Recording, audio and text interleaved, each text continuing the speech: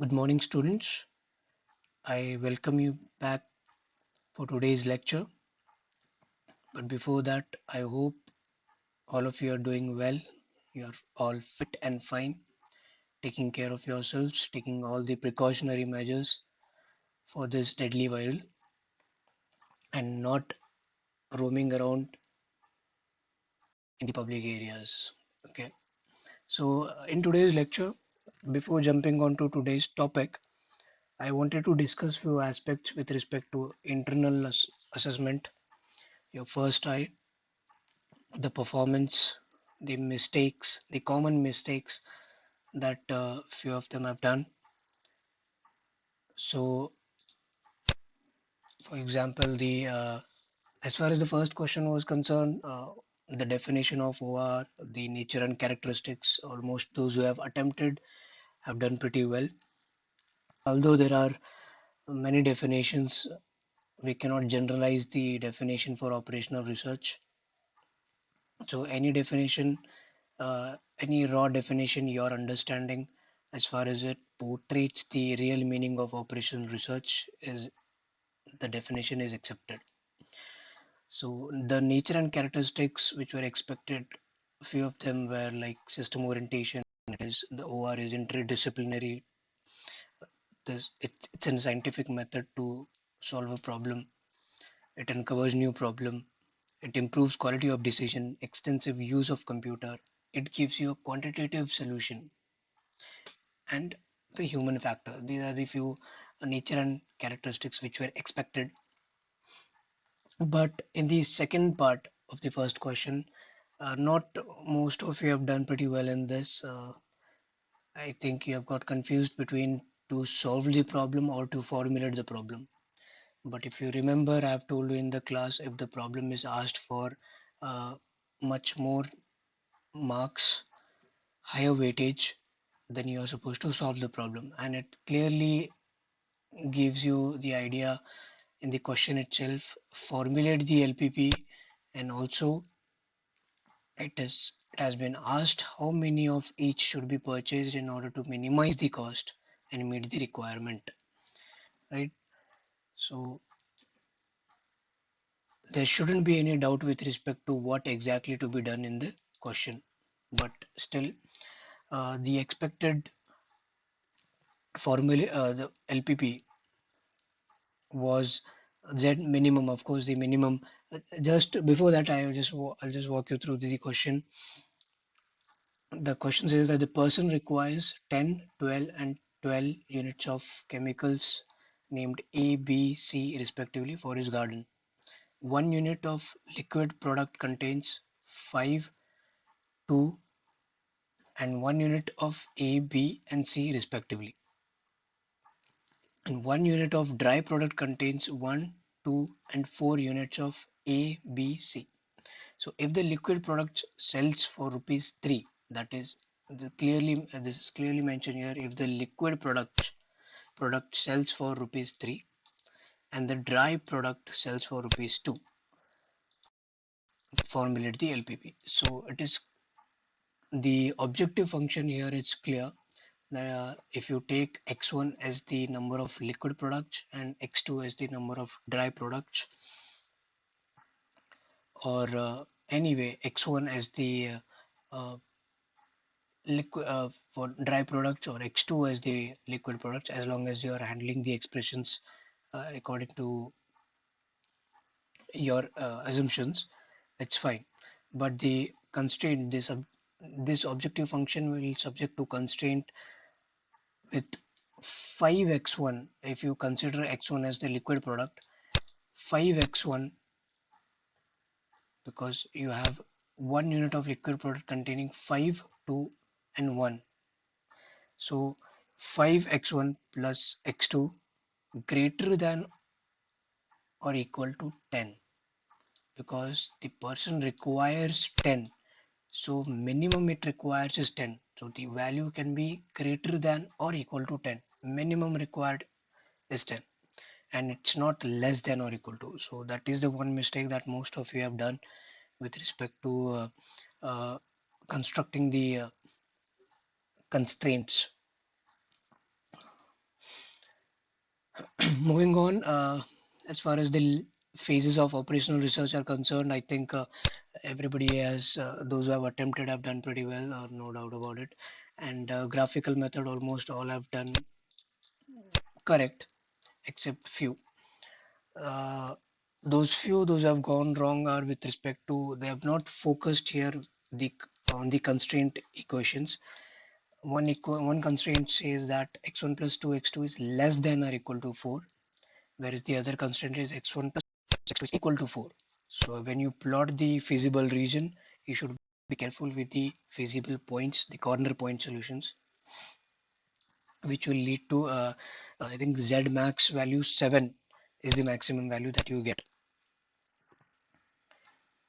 Okay, so in the part B, basic solution, almost those who have attempted again, they have done it correctly, but few of them have forgot to mention the answer for the question which is asked in the problem, that is the non-degenerate solution feasible. They have solved the problem but not mentioned whether it is feasible or no. Though I have considered the answer for that, but still you need to be careful with respect to answering the complete uh, giving the complete answer for the particular problem. Now simplex method was pretty easy one, not so tough. Those who have attempted again have done good. The maximum value for this particular question 3b will come for z max is equal to 33. Okay, so and again 4a, the steps involved in setting up the simplex method. uh, those who have attempted, they have done good, no doubt. As far as theory is concerned, I think there was no doubt, but numericals, I don't know, maybe the lack of practice or whatever, you know it better. Okay, and the 4b, again a simplex method. So the answer for this was 64, I think, which we have already solved this in the class. So as far as the difficulty level was concerned, it was pretty easy, scoreable, and there are students those who have scored well, really well, but others those who have not. Please identify the mistakes that you have done, try to avoid them, and practice as much as questions as possible, because again it's a numerical based subject, and the more number of questions you practice, you have better handling on those problem solving abilities. You'll have a better hang of the problems. uh, Let any problem come. Okay, so moving on, the topic that we have discussed, I think before first we discussed something about tie breaking with respect to simplex methods. So tie breaking, if you remember in the class, uh, we discussed using simplex method. In simplex method, we have again a problem comes when you're finding the values to identify the key rows or key columns are same. If the values are same, the decision uh, becomes difficult, or it becomes difficult to decide which column or which row will be the key row or a key column. So there's one more technique to avoid this situation, so that if there is any tie, how it can be broken. Okay, this tie is with respect to the ratio that we compute in the simplex method. So 90% the problem remains same. The tie breaking in simplex method, it is actually the simplex method, but the only difference here is when you encounter a ratio which is any two ratios which are equal, what to do then, how to decide the key row in that particular situation. So these theoretical things you can pause the video and have a look on it, just go through it. It's a simple definition things. But what are the steps in resolving that tie or degeneracy is what we call, right? So when you pick up a row for which the minimum non-negative ratio is same, it can be non-negative uh, or 0, which is also a non-negative. So or any positive value, but a minimum value to identify the ratio, to identify the key row. Now, when you pick any row for which the minimum non-negative ratio is same, that is, you have a tie there. Uh, well, for example, let's say that there is a tie between the first row and the third row. Let's assume that there are three variables S1, S2, S3, and you have tie between the first row and the third row. So the next step is what makes the difference here. That is rearranging the column of the usual simplex table so that the column forming the original unit matrix, or also known as the identity matrix, comes first in the proper order. So that is nothing but in the simplex method, if you remember, we used to write with the x1 value and then x2 values and then s1, s2 and s3 values. So when you encounter a tie while calculating the ratio, what you have to do is you have to rearrange those columns. You have to first place the identity matrix, that is your unit matrix, which is nothing but your S1 matrix, S2 matrix, and S3 matrix, and then your X1 and X2.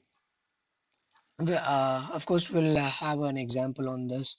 Um, it will be more clear when we see an example, but these are these steps that you need to understand and remember. These are like the basic procedures that you have to it's quite simple. So once you rearrange those columns, what you have to do is you have to find the minimum ratio after rearranging.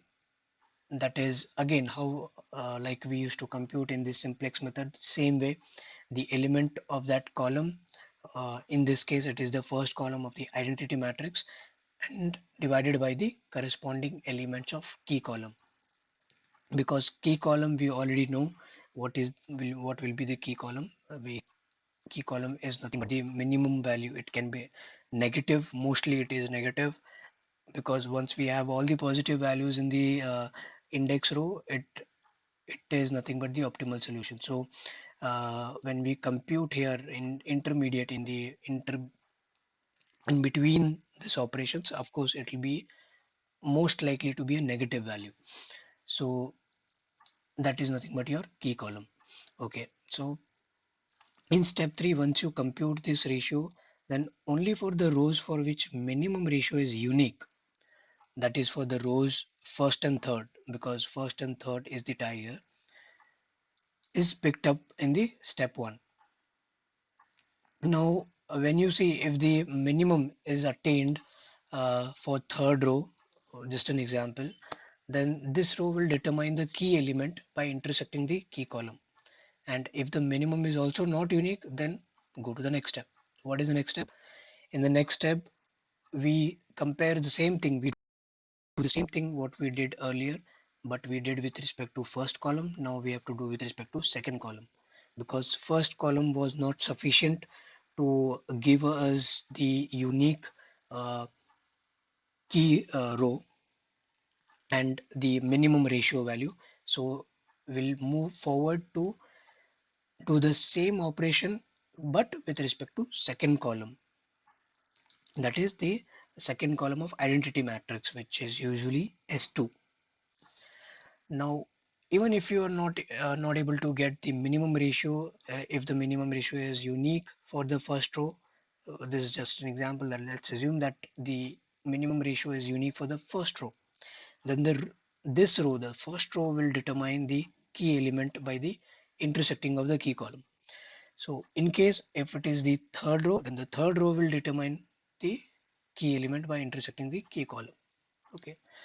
So again, if this minimum is still not unique, then go to the next step. What is the next step? Same repetition. That is with respect to the third column.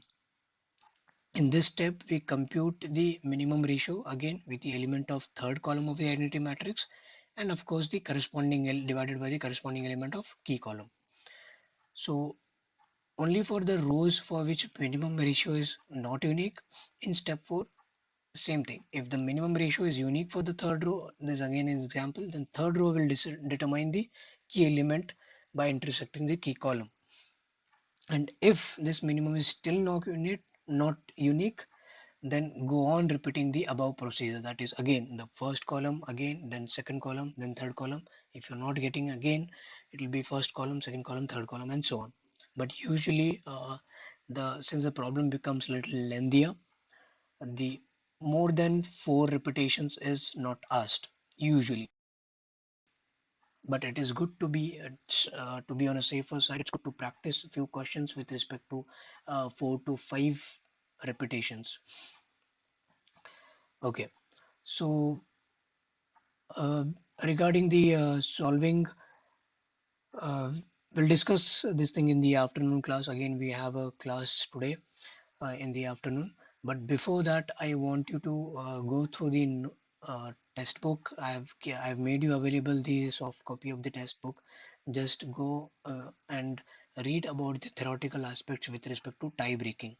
It is 90% same of simplex method. In fact, it is the kind of simplex method, but only additional operation that we are doing here is if we have an exceptional case of encountering the difficulty in identifying the key row when we compute the ratio, that is when we get a tie, how to resolve that tie and move on with the simplex method. So 90% the procedure remains same.